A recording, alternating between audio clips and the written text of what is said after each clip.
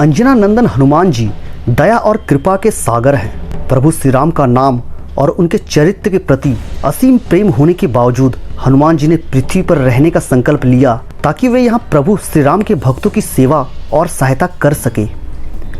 वे भक्तों के कष्ट हरने वाले और सारे संकटों का निवारण करने वाले हैं।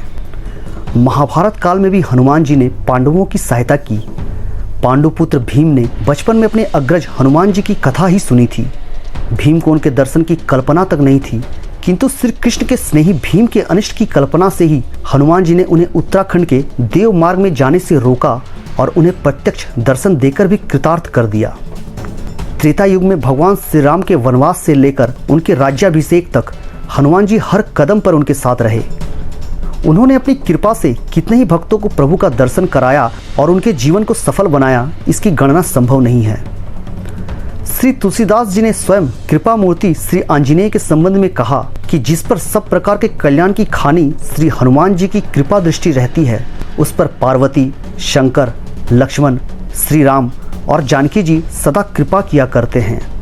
तापर सानुकूल गिरिजा हर लखन राम अरुजान की, तुलसी कपि की कृपा बिलोकनी खानी सकल कल्याण की। तुलसीदास जी का जीवन भी हनुमान जी की कृपा का एक उदाहरण है। प्रसिद्ध है कि वे नित्य शौच से लौटते समय शौच का बचा हुआ जल एक बेर के वृक्ष मूल में डाल देते थे। उस वृक्ष पर एक प्रेत रहता था। कहते हैं प्रेत योनि की तृप्ति ऐसे ही निकृष्ट वस्तुओं से होती है। खैर, प्रतिदिन उस बेर के पेड़ में जल डालते डालते एक दिन प्रेत उस अशुद्ध जल से प्रसन्न हो गया।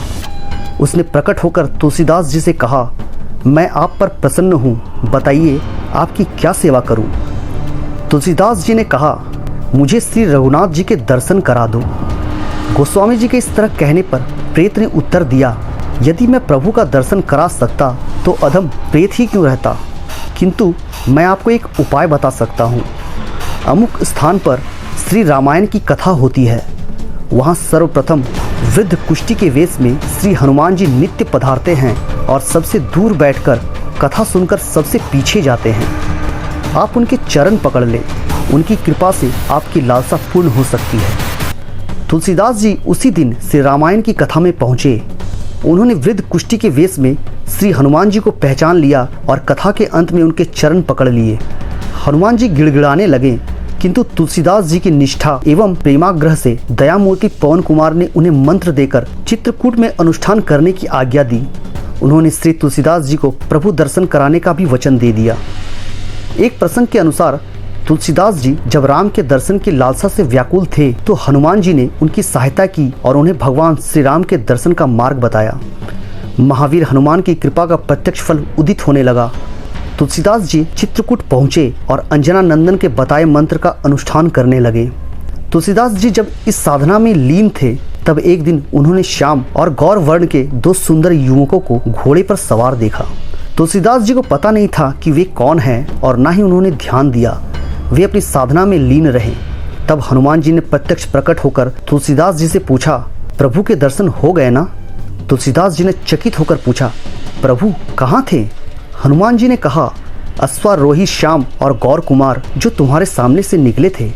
तुलसीदास जी यह सुनते ही अत्यंत व्याकुल हो गए। मैं प्रभु को पाकर भी उनसे वंचित रहा। वे छटपटाने लगे। उनके नेत्रों से अविरल अश्रु धाराएं बहने लगी और उन्हें अपने शरीर की सुध तक नहीं थी। तब कृपा मूर्ति श्री हनुमान जी ने उन्हें प्रेम पूर्वक धैर्य बंधाया और कहा, तुम्हें पुनः प्रभु के दर्शन हो जाएंगे और दया के धाम श्री मारुति जी की कृपा से उन्हें परम प्रभु श्री राम के ही नहीं बल्कि राज्य सिंहासन पर आसीन भगवती श्री सीता सहित श्री राम, भरत, लक्ष्मण, शत्रुघ्न के साथ सुग्रीव और विभीषण आदि सखा तथा वशिष्ठ आदि समस्त प्रमुख जनों के भी दर्शन प्राप्त हो गए। हनुमान जी की कृपा से तुलसी जी को न केवल प्रभु श्री राम का दर्शन हुआ बल्कि उन्होंने खुद श्री राम का तिलक भी किया। चित्रकूट के घाट पर भई संतन की भीड़, तुलसीदास चंदन घिसे तिलक करे रघुवीर। तुलसीदास जी ने रामचरितमानस की रचना के दौरान कई कठिनाइयों का सामना किया। हनुमान जी ने हर मुश्किल घड़ी में उनकी सहायता की। एक बार जब तुलसीदास जी को रामचरितमानस में एक श्लोक पूरा करने में कठिनाई हुई तो हनुमान जी ने प्रकट होकर उस श्लोक को पूरा किया। दो जगह ज़्यादा प्रसिद्ध हैं। पहला, भगवान शंकर जी तप के समय कामदेव के व्यापक प्रभाव का वर्णन करते हुए तुलसीदास जी ने लिखा, धरी न काहूँ धीर सबके मन मनसिज हरे। आधा सोठा लिख लेने पर चिंता हुई काहूँ और सबके में तो श्री नारद आदि देवर्षि और विरक्त भक्त भी आ गए, जिन्हें काम विकार स्पर्श भी नहीं करता। श्री तुलसीदास जी ने आंजनेय का स्मरण किया और उन्होंने प्रकट होकर सोठे के दूसरे चरण की पूर्ति कर दी। जे राखे रघुबीर ते उबरे ते ही काल महू। दूसरा, धनुष यज्ञ का वर्णन करते समय श्री तुलसीदास जी ने सोठा लिखा, शंकर चापू जहाजू सागरु रघुबर बाहुबल बुढ़सो सकल समाज। तुलसीदास जी यहाँ फिर रुके।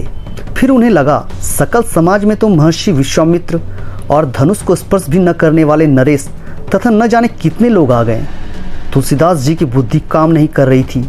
उनकी प्रार्थना सुनते ही हनुमान जी ने कृपा की और प्रकट होकर उन्होंने सोठा पूरा कर दिया। चढ़ा जो प्रथम ही मोह बस।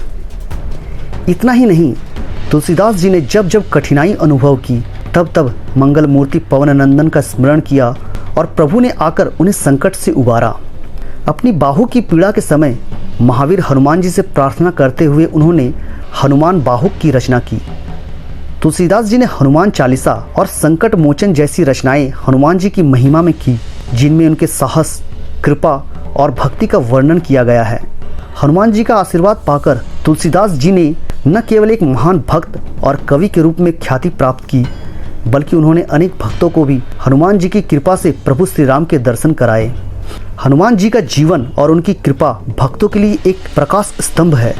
वे हर युग में अपने भक्तों की रक्षा और सहायता के लिए तत्पर रहते हैं।